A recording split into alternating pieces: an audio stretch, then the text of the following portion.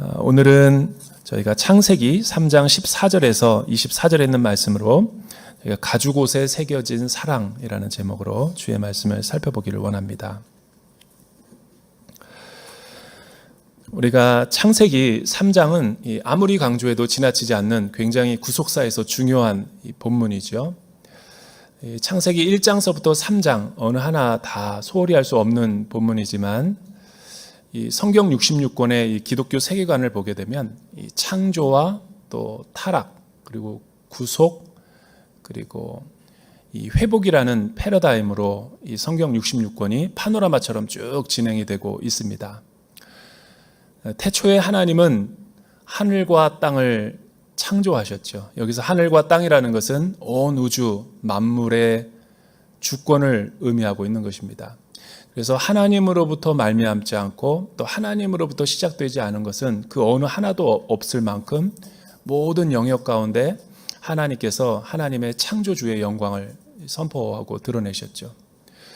그래서 창세기 기자는 하나님의 창조의 영광을 과학적인 언어로 논증하고 규명하려는 데 포커스가 있는 것이 아니라 우리의 믿음의 시선, 믿음의 신앙의 고백으로 믿음의 관점에서 이 하나님의 창조의 영광을 선언하고 있는 거죠. 그래서 과학적인 용어를 여러분들이 몰라도 주눅들 필요가 없습니다. 왜냐하면 창조주의 영광은 선포가 되는 것이지 설명하러 들어서는 안 되기 때문에 그런 거죠. 우리 부족한 짧은 식견과 언어로 하나님의 창조의 영광을 드러낸다는 것은 그거는 어리석은 일일 거예요. 그냥 하나님의 주권을 인정하고 왕의 왕되심을 우리가 찬양하고 노래하면 끝인 거죠.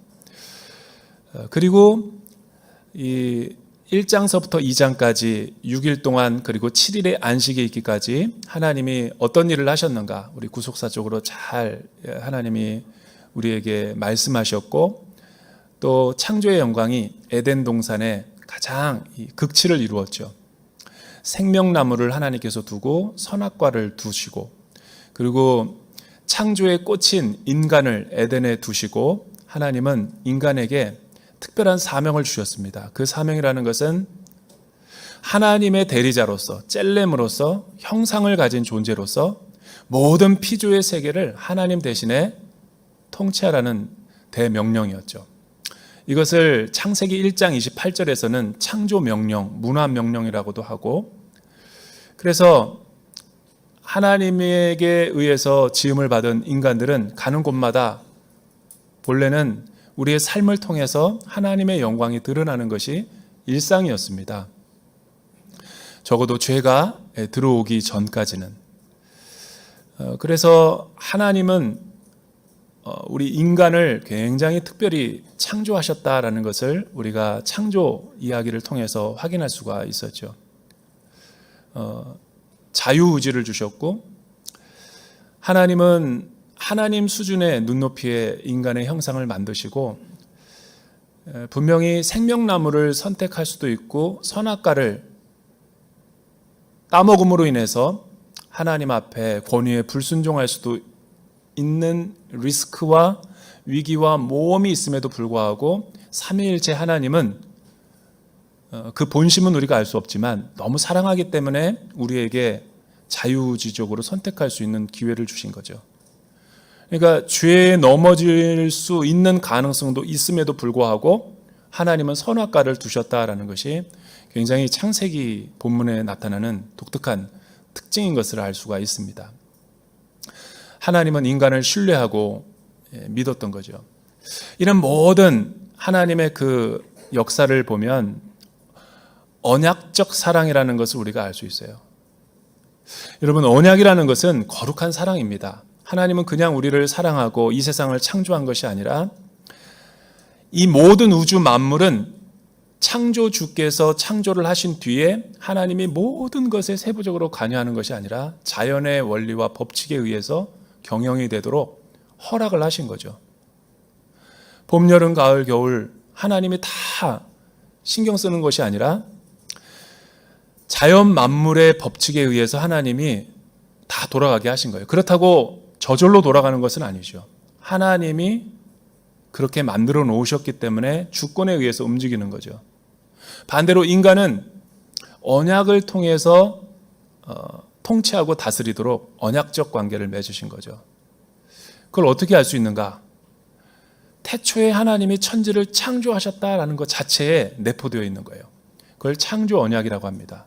여러분, 창조 언약을 통해서 드러난 사실이 무엇일까요? 하나님은 온 우주 만물의 주인이시고 그분은 무에서 유를 창조하신 창조주 하나님이시다. 근데 죄는 그 반대죠. 하나님은 주인이 아니고 이 세상 모든 만물은 내 소유다라고 주장하는 순간 하나님의 주권과 인간의 주권이 충돌하게 되는 거예요. 거기서부터 죄의 본질이 발화가 되는 거죠. 그래서 3장에 오면 어떻게 인류가 하나님이 창조한 완전한 세상이 타락하고 이렇게 수많은 갈등이 표출되는 이 지옥과도 같은 세상이 됐는가라는 것을 보여주고 있는 거예요. 죄의 기원. 그래서 지난주 말씀 가운데서 우리가 어떻게 이 사단이 뱀을 이용해 가지고 간교함으로 여자와 남자에게서 이 유혹의 과정을 우리가 죄의 심리를 살펴보았죠. 그리고 오늘 말씀은 그 죄의 유혹의 결과, 이미 죄를 지어서 하나님과 분리되면서부터 인간의 세상에 어떤 변화들이 일어났는가 몇 가지 속성으로 우리에게 설명을 해주고 있습니다. 먼저 이 14절에서부터 15절에 있는 말씀, 우리 큰 목소리로 한번 같이 읽어볼까요? 14절에서 15절 말씀 시작. 여호와 하나님께서 뱀에게 말씀하셨습니다. 내가 이 일을 저질렀으니 너는 모든 가축과 모든 들짐승보다 더 저주를 받을 것이다. 배로 기어다니고 내가 사는 평생 동안 흙을 먹을 것이다. 내가 너와 여자 사이에 내 자손과 여자의 자손 사이에 증오심을 두리니 여자의 자손이 내 머리를 상하게 하고 너는 그의 발 뒤꿈치를 상하게 할 것이다. 죄의 정의가 무엇입니까? 우리 한국 사람들처럼 죄에 민감하지만 죄의 잘못된 정의를 갖고 있는 사람들이 없죠. 그만큼 유교의 사고가 강하다는 거예요. 여러분, 죄는 담배를 피고 술을 먹고 마약을 하고 중독에 빠지고 도박을 하고 불륜을 저지르고 그런 게 죄가 아닙니다. 그런 거는 죄의 현상이죠. 죄의 뿌리가 있기 때문에 그런 현상들이, 결과들이 나타나는 거죠. 죄의 본질은 하나님으로부터의 분리죠. 하나님으로부터 소외되는 거예요. 하나님과의 관계가 깨어진 상태가 죄라고 말하는 거죠. 그래서 하나님과 분리되면서부터 하나님이 만드신 완전한 세계가 어떤 비극이 일어났는가? 하나님과의 소외가 일어나고 또 인간과 피조의 자연의 세계가 파괴가 되고 분리가 되겠죠. 소외가 일어난 거예요. 그리고 인간과 인간 사이의 관계가 깨지고 공동체가 파괴되고 소외가 일어나는 거죠. 이 모든 것들이 죄의 결과로부터 일어났다라고 성경은 증언하고 있는 거죠. 여러분, 제일 먼저 에덴 동산에서 이 죄의 환경 가운데 노출되었던 이 몇몇 주인공들이 등장하죠. 이제 하나님, 그리고 피조의 세계, 그리고 인간과 인간. 그런 관계가 완전히 전적인 타락과 부패로 인해서 깨어지게 되는데, 하나님은 그럼에도 불구하고 그들을 즉각적으로 심판하고 그들을 정죄할 수도 있었지만, 사랑이 본질이신 하나님의 속성상 하나님은 그렇게 하지 않고 그들에게 구원의 기회를 주기로 삼위 하나님이 결정하시죠. 하나님이 원하시는 것은 사실은 하나님께 항복하고, 하나님은 제 삶의 주인이시고 구원자시고 왕이십니다 라는 이야기와 고백을 듣기를 원했어요. 하나님이 우리를 찾으실 때. 그러나 하나님은 인간의 그런 모습을 볼 수 없었죠. 죄에 빠져 있는 인간은 변명하기에 급급했고, 남 탓으로 돌리기에 급급했고, 당신이 만든 저 여자, 또 당신이 만든 저 피조물이 나에게 이렇게 했나이다. 그게 하나님이 원하는 구원의 길이 아니었죠. 그래서 하나님은 그들에게 찾아오셔서 이 구원의 용서의 사랑과 함께 죄에 대한 책임을 묻기 시작했죠. 첫째는 죄의 가장 먼저 최초로 타락한 피조의 세계인 뱀에게 하나님은 구원의 기회를 주기는커녕 바로 즉각적으로 심판을 하셨어요. 왜냐하면 뱀에게는 하나님의 젤렘, 형상이 없기 때문에 그런 거예요. 사실 뱀도 억울할 거예요. 왜냐하면 사단이 그를 이용해서 그의 간교함으로 여자와 남자에게 유혹해서 넘어뜨렸기 때문에. 여러분, 성경에 나오는 모든 이야기가, 에피소드가 어떻게 뱀이 말할 수 있느냐, 우리 인간적으로는 납득이 안 됐는데, 저는 말씀을 보다가 제 어렸을 때 정말 한 대여섯 살밖에 안 됐는데도 제 선명한 인상, 이 기억에 다 녹음이 돼 있었어요. 치과에 어렸을 때 갔었는데 그 치과가 제가 태어나서 피조물이 사람처럼 말하는 걸 처음 봤어요. 앵무새를 그 원장이 키우고 있었는데 앵무새가 안녕 어서 와 그러는 거예요. 근데 그때 대여섯 살 때 그 굉장히 충격을 받았습니다. 나는 그게 사람이 말하는 건 줄 알았어요. 근데 조련사가 계속 훈련시켜서 미미크하는 거죠. 앵무새가 말을 하는 거예요. 에덴 동산의 사건이 이해가 되기 시작했어요. 뱀도 말할 수 있습니다. 왜? 사단이 빙의를 통해서 사단의 이렇게 그 뱀에게 들어가는 거죠. 그래서 대신 말하게 하는 거예요. 가능하죠. 그래서 하나님이 뱀에게 심판을 내리시는데 그 죄의 형벌이 무엇이었냐면, 원래 처음 뱀이 창조됐을 때는 여러분 그 다이노소 그 애니메이션 같은 데 보면 팔이 있고 다리 있고 공룡이 원래 그런 모습이었듯이 뱀도 기어다니는 존재가 아니었어요. 다리가 있었고, 왜냐하면 그걸 암시하는 모습이 나오죠. 저주를 받아서 평생 기어다니라고 그러니까 걸어 다녔던 거였죠. 그런데 흙을 또 종신토록 먹어라. 사실 뱀은 흙을 먹지는 않습니다. 그러나 흙먼지를 뒤집어 쓰며 다녀야 되는 것을 형벌로 받은 거죠. 그리고 15절에 보니까 그 뱀을 이용해서 넘어지게 만들었던 그 사탄에 대해서 하나님이 저주와 심판을 내리고 있는 걸 보게 되죠. 여기서 이 뱀을 심판했다면 뱀의 뒤에서 조종하고 있는 뱀의 후손과 여자의 후손을 적대적이게 만들어서 영적인 투쟁 관계가 되게 한 거죠.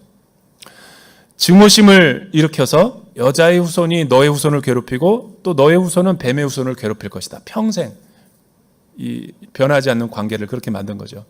여러분, 뱀의 후손은 사단의 죄와 종노릇하고 지배를 받는 반신적인 사람이죠. 하나님의 믿음이 없는 사람, 불신의 사람들.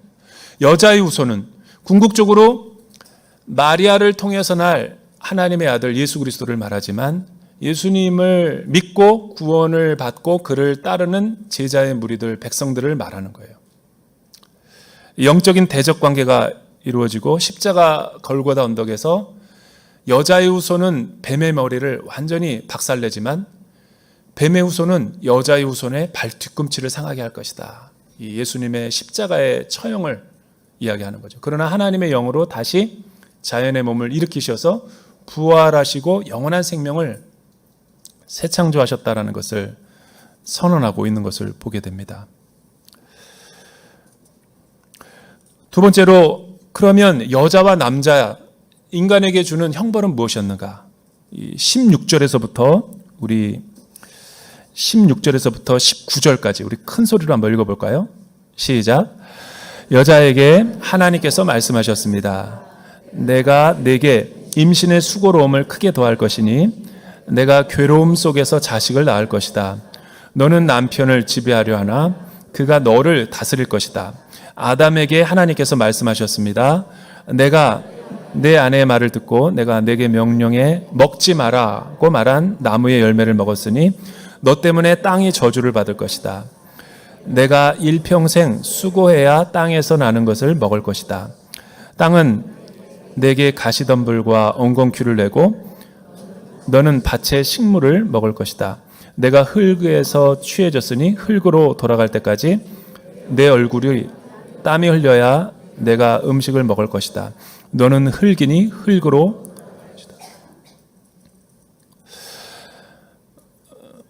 이 말을 보면 몇 가지 영적인 의문이 드는 구절이 있습니다. 여러분 2장 16절에서 분명히 하나님은 에덴 동산에 생명나무와 선악과를 두고 이 선악과를 먹는 날에는 너는 정령 죽을 것이기 때문에 만지지도 보지도 그리고 먹지도 말라라고 명령했죠.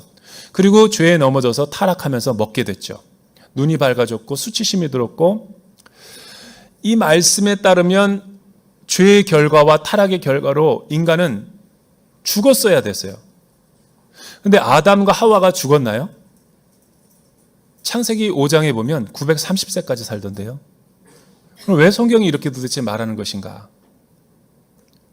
무엇을 말하고자 하기에 이렇게 표현하고 있는 것일까? 흙으로 왔으니 흙으로 돌아가라는 말이 무슨 말일까? 여러분, 우리 몸은 자연인이 있고 속사람이 있죠. 하나님이 창조한 세상은 우리의 몸을 흙으로 만들었기 때문에 죽게 되면은 하나님이 우리의 생명을 앗아간다라는 것은 하나님의 형상을 흙으로 만드시고 생명, 젤렘을 갖다가 우리 코에다가 숨을 불어넣었기 때문에 우리의 영혼과 생명이 있게 된 거였거든요.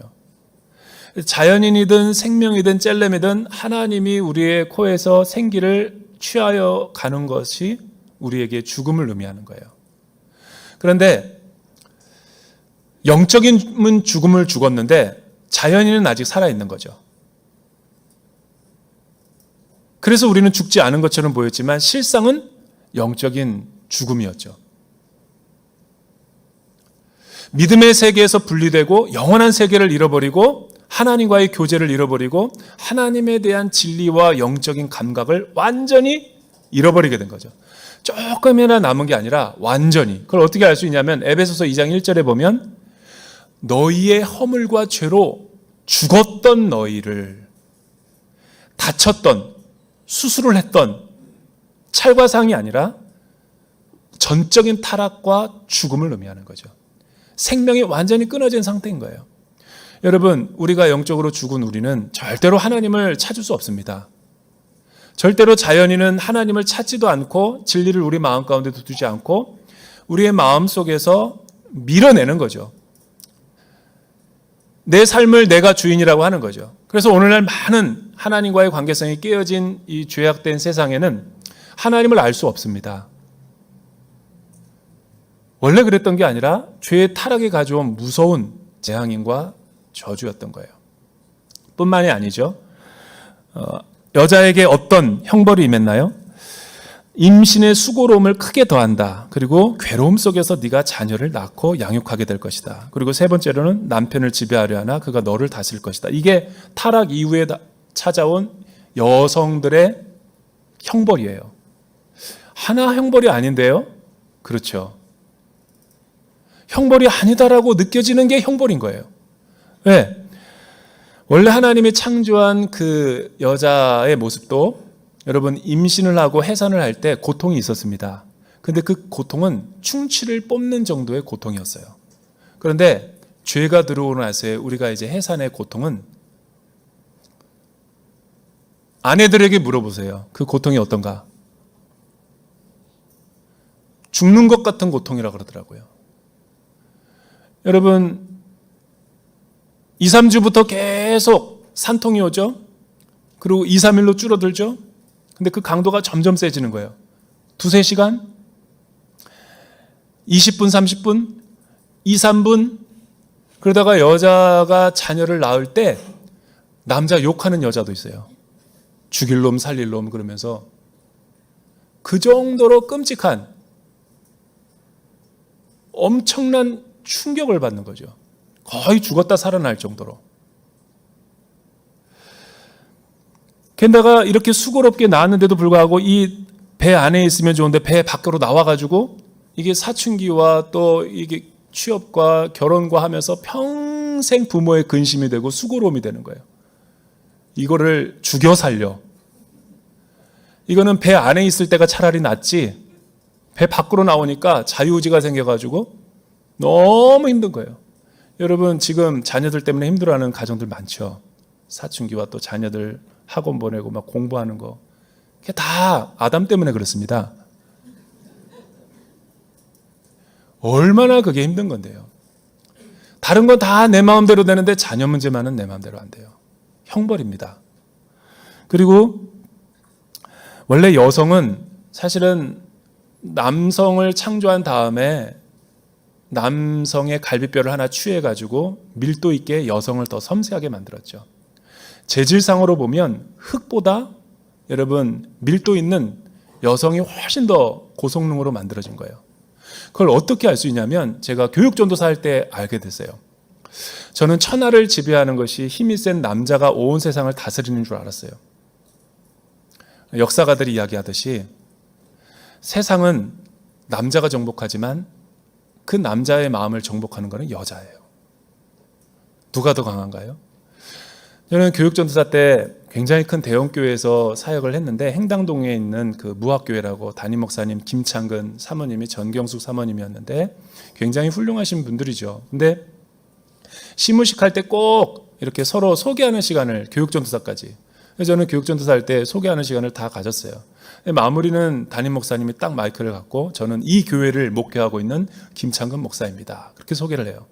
끝나는 줄 알았더니 그때 마이크를 딱 뺐더니 사모님이 저는 이 사람을 목회하고 있는 전경숙 사모입니다. 아, 그때 목회는 사모가 하는구나 라는 걸 알았어요. 똑같은 원리 아닙니까? 여러분, 남자가 강한 것 같지만 사실은 여성이 더 강한 거예요. 그게 왜냐하면 여성이 더 잘 만들어졌기 때문에. 그거를 돕는 자라는 거예요. 스포츠 경기도 마찬가지 아닙니까? 국가대표팀을 다 소환해가지고 훈련시켜서 국가를 대표해서 출전하는데 아무리 유능한 손흥민 같은 선수가 12명이면 뭐예요? 감독과 코치가 훌륭하지 않은데. 돕는 배필이라는 것은 코치와 감독을 말하는 겁니다. 누가 더 강한 거예요? 그 정도로 훌륭하게 만들었는데 죄가 들어오고 뒤에는 여성은 벌을 받게 됐어요. 어떤 벌입니까? 예전처럼 남자 우위에 서가지고 막 조정하려고 하는데 안 됩니다. 결혼하는 순간 안 돼요. 그래서 고통스러운 거예요, 여성은. 이게 선악과의 형벌인 거예요. 남편을 지배하려 하지만 아무리 못난 남편도 여성은 못 지배합니다. 박기주 집사님이 크게 웃었는데 남자라고는 그렇게 대단하지도 않습니다. 남자에게 주는 형벌이 어떤가요? 보니까 네 아내 말을 듣고 내가 명령에 먹지 말라고 한 것을 먹었으니 땅이 저주를 받았다. 남자에게 직접적인 저주는 오진 않았지만 땅이 저주를 받았대요. 무슨 말이에요?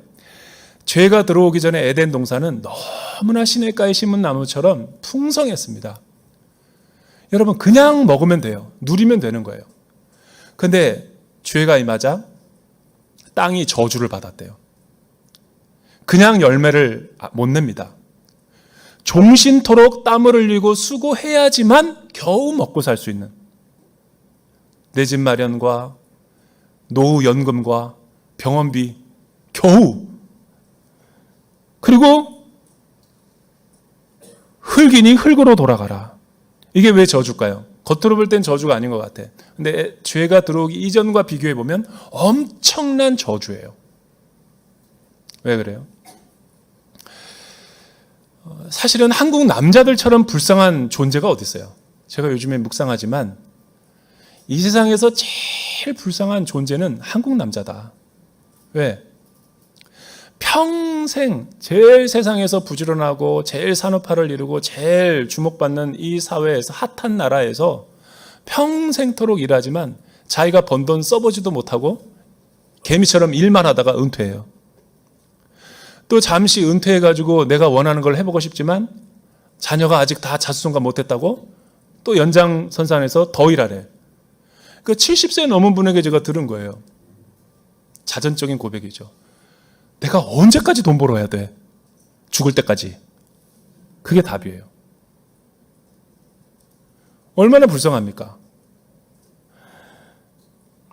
아멘이 안 나오는 거 보니까 아직 회개가 여러분들이 덜 돼서 그런 거예요.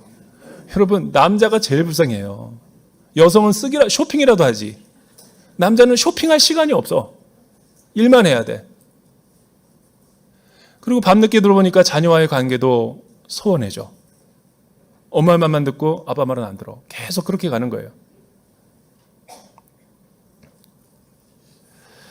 그리고 노화가 찾아오고 기력이 쇠하여지면서 흙으로 돌아간대. 우리 평생 삶이 뭡니까? 수고의 슬픔뿐 아니에요?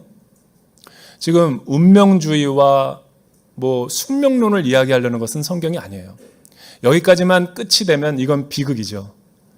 헛되니 모든 것이 헛되어 바람을 잡으려는 것과 같다.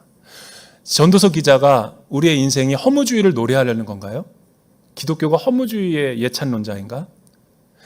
하나님이 없는 세상은 허무주의로 갈 수밖에 없다.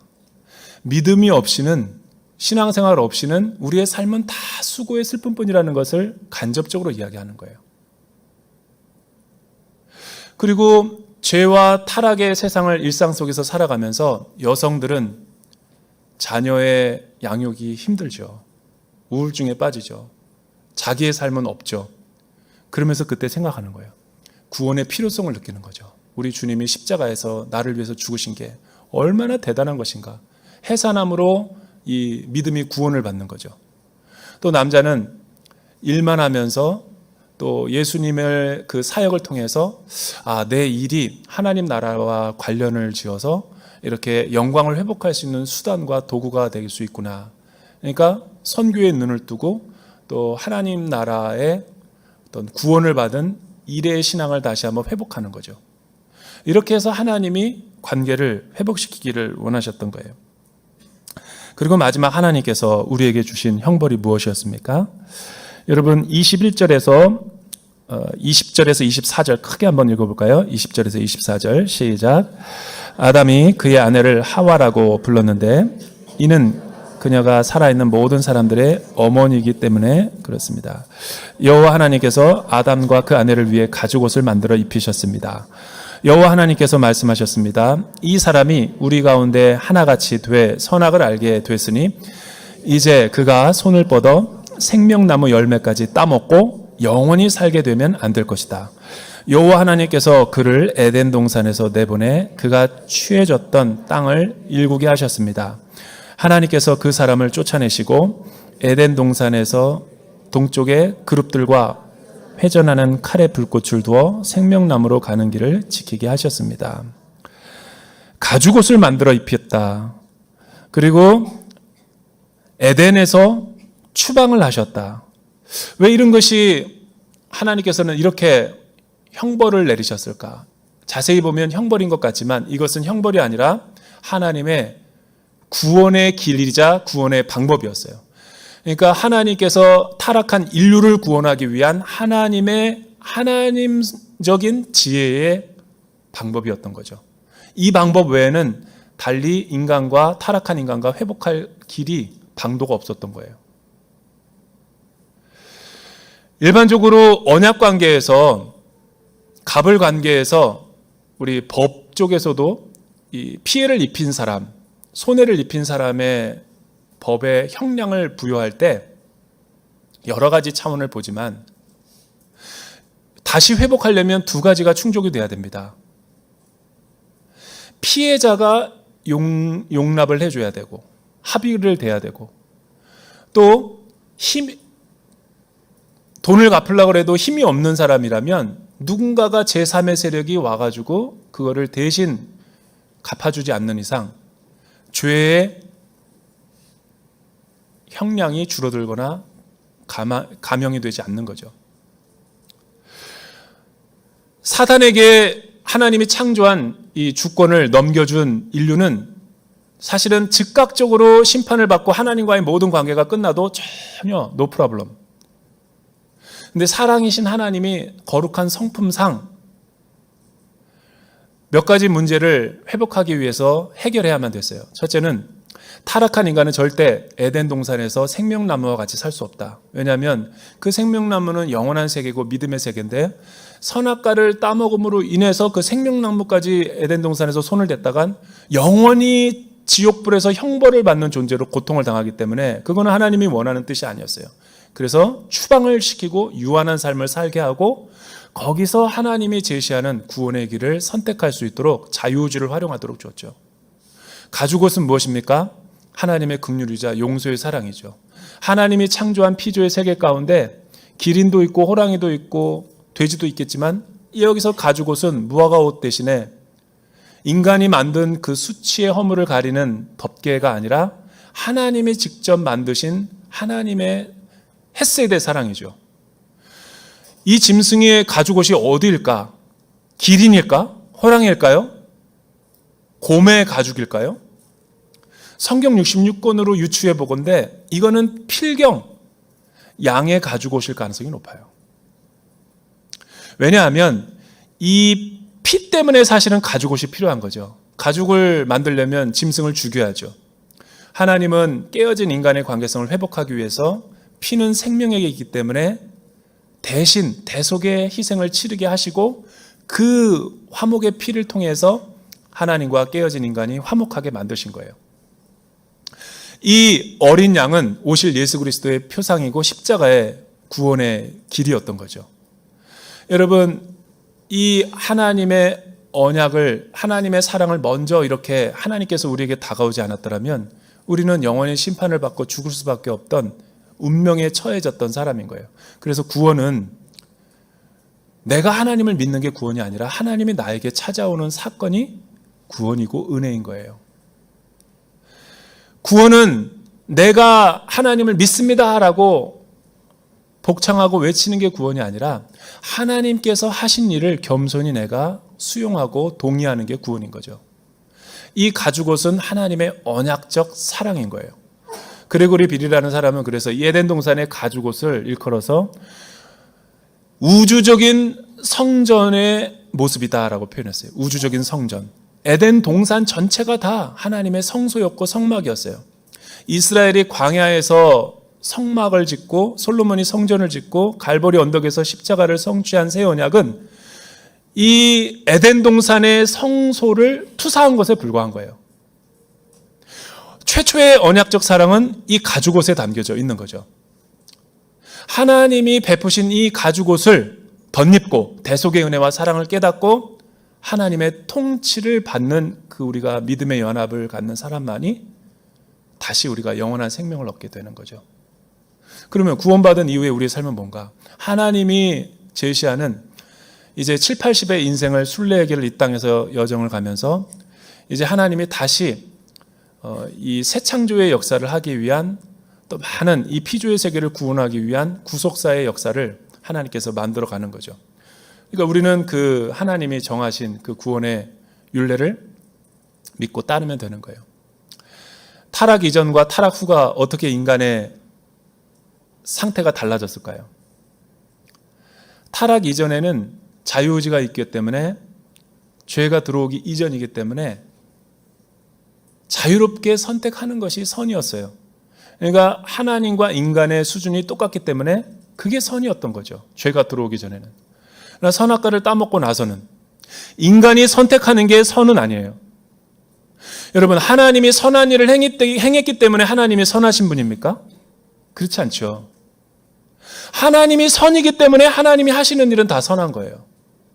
가죽옷을 입혔다면, 에덴에서 추방했다면 우리가 그 삶을 믿음으로 받아들이고 하나님이 정한 때까지 수고와 슬픔뿐인 여자는 자녀를 양육하면서 힘들지만 믿음을 신뢰하고, 남자는 죽을 때까지 일하고 돈 벌어와야 되지만 세상 사람들처럼 자신의 욕망을 위해서 자신을 위한 인생을 살아가는 것이 아니라 하나님의 통치와 주권을 바라보면서 믿음으로 하루하루 살아가고, 흙으로 왔기 때문에 흙으로 돌아가는 것, 그게 하나님이 주권을 우리가 인정하는 삶인 거예요. 하나님의 놀라운 구원의 계획이죠. 그래서 저와 여러분들이 오늘 말씀을 통해서 깨닫는 분명한 진리는 뭐냐면, 이 세상에서 가장 무서운 거는 전쟁이 아니에요. 핵전쟁이 아닙니다. 이 세상에서 가장 무서운 것은 내가 늙는 게, 병드는 게 무서운 게 아니에요. 이 세상에서 가장 무서운 것은 내가 돈이 없는 비참함이, 사업에 망하는 것이 무서운 게 아닌 거예요. 제일 무서운 것은 하나님과의 관계성을 깨트리는 죄인 거예요. 그래서 여러분, 토마스 아퀴나스라고 하는 사람이 구원을 받은 이 새 창조 안에 있는 우리 언약 백성들을 통해서 우리의 성경의 66권의 상태를 이렇게 갈무리했어요. 아담과 하와 때는 하나님이 창조하시고 자유우주를 주었을 때는 죄를 지을 수